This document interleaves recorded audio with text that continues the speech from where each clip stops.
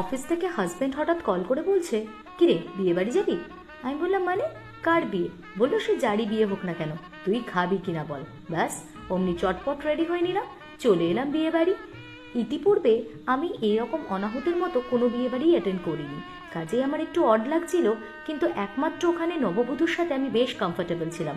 ও কাউকে চেনে না, আমিও কাউকে চিনি না, তাই ওর সাথেই খানিক ফটো সেশন করে নিলাম। তারপরে চলে গেলাম খেতে। নানান রকমের মাছ মাংস সহযোগে বেশ ভোজনটা ভালোই হলো। তবে আজকে আমি আমার ছেলেমেয়ের থেকে শিখলাম এই রকম আনওয়ান্টেড বিয়ে বাড়িতে কী করে এনজয় করতে হয়। ওরা দেখলাম কাউকে পাত্তা দিচ্ছে না, নির্দ্বিধায় নিজেদের মতো খেয়েই চলেছে।